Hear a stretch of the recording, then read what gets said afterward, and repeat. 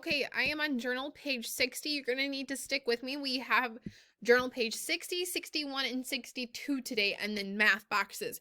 So a lot going on. But for this first one, you're going to need those fraction circles that we just cut out. It says use your fraction circles to answer the question.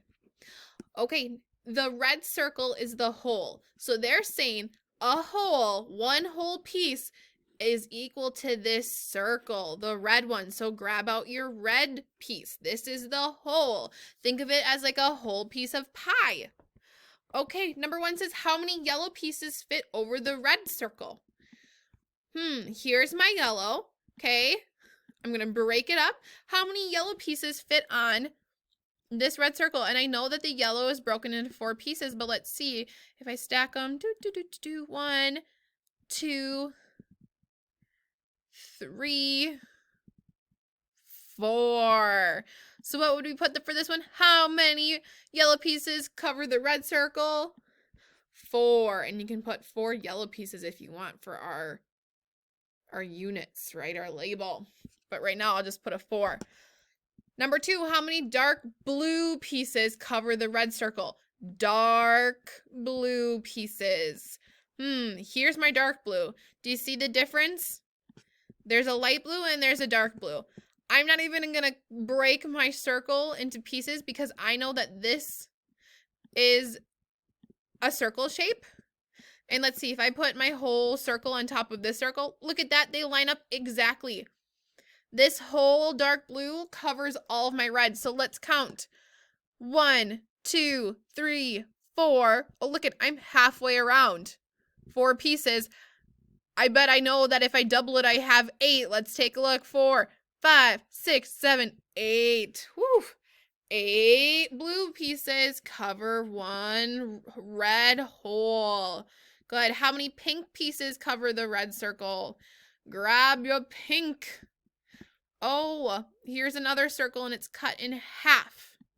The circles line up. How many pink pieces cover that red hole? 1, 2. 2 pink pieces. Now we have one more question. What fraction or part of the red circle is 1 pink piece? So 2 pieces make up a whole. But what they're saying is if I have 1 pink piece, what part of the red circle is that 1 pink piece? So I got to break it up. I had 2 pink pieces, but they want me to put 1 pink piece on there.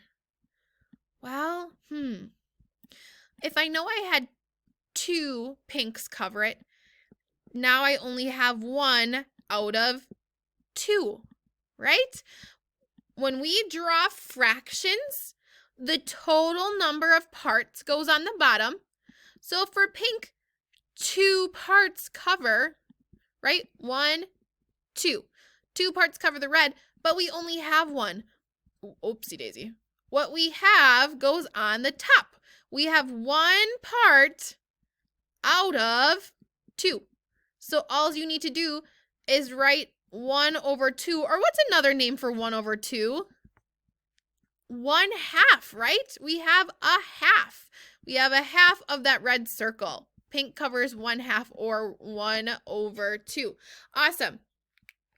Looking at the next one, it says the pink piece is the whole. Okay, our holes can come in a lot of different shapes and sizes. So they're saying 1 pink piece. I'm not even going to think about this one. 1 pink piece, which we know is half of the red, but now they're saying this is the whole. So before this circle was a whole, now this pink piece is our whole. Think of this as our biggest piece, our whole. How many yellow pieces cover 1 pink piece? Again, take out my yellow. 1, 2.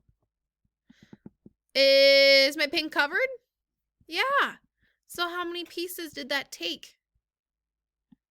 2 yellow pieces cover 1 pink piece. Look at how many light blue pieces cover 1 pink. So same thing. You're going to take these light blue pieces and you go, how many fit onto just this one pink piece? Then you're going to do the same thing with orange. This orange piece is the hole. So for the third one, this is your hole. This would be for the next one. This is your goal, your biggest one you're trying to get to. And finally, the yellow piece is the hole. So for the fourth one of these yellow pieces is the hole. So follow your directions. All right, awesome. Just keep working with me here. All right, I need you to go on to the next page and listen very closely. We are not going to be able to do these ones the same way. So go ahead, you can cross these off. Okay, I need you to put a 1, a 2. These are where your new answers are going to go. 3 and 4. Okay. Follow along with me. All right. Okay, you do not have to draw this, but you're going to need this picture to answers number 1 and number 2. Okay. You see I have these shapes, these purple shapes. They have an outline. All of this space inside is called the area. Say that word with me. Area. Okay, so that means all of this surface on the inside, all of this space, that's the area. And we're going to try to figure out the area. Now, if you had this square paper in front of you, this grid paper as we call it, and we had a ruler, this side would be 1 inch, this side would be 1 inch, this side would be 1 inch, and this side would be 1 inch. And since all of these squares are the same, this one would be 1 inch, and this would be 1 inch, and this would be 1 inch, and this would be 1 inch. This is called square inches. We're going to measure this area, all the space in square inches. When we measure them in squares and their side lengths are all 1 inch, that's called what? Square inches. Good. So we want to know how many squares are inside of this rectangle to find out how many square inches this rectangle is. Now, I could sit here and go 1, 2, 3, 4, 5, 6, 7, 8, 9, 10. I could count all of them. I know this is 9, right? The top row is 9. So if I have 1, 2 rows of 9, it's kind of like an array, isn't it? So 2 times 9 would be 18. This rectangle is 18, but guess what? We need a label. So we would say this is 18 square.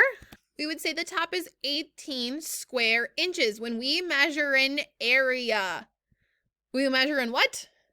Area, right? That space on the inside. And we have all of our squares that are 1 inch long on each side. It's 18 square inches. Good. Put that down for number 1, right? Number 1, square inches. 18 square inches. Number 1 in your journal page, 18 square inches. Okay, this one, we can't really use an array like we did in the top, right? 2 times 9, we can't do that because this isn't a nice rectangle. I want you to go ahead and count up all of these squares and think and try to put your number 2 down. And remember the label. What must our label be? Put me on pause. Try that by yourself. Unpause me.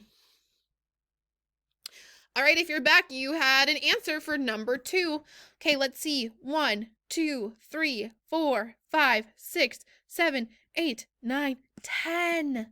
I don't know about you, but I got 10.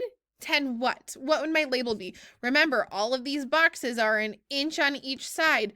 So I need to put my area, and I should put, so A for area.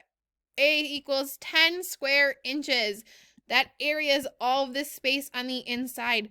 Okay. Now, this one says count the squares to find the area of each figure. This one says square centimeters. Square centimeters. So they put the label for you there for you already. Now, instead of measuring these and all the sides would be 1 inch, why do you think it says square centimeters? Boys and girls, because if you had this in front of you and you took a ruler This side would be 1 centimeter, this side would be 1 centimeter, this side would be 1 centimeter, and this side would be 1 centimeter. That's why it's square centimeters for the area. I want you to make this one number 3 and this one number 4. And you try that on your own and put it for number 3 and number 4. I want you to put those labels square centimeters. Remember, if we are abbreviating centimeters, we can go square centimeters, just like that. That's our abbreviation. So I'll put this up here. Pause this so you can write your answers down on your math journal. I'm going to have to use a different video for the 3rd page, and then also watch the video for the math boxes. Keep up the great work.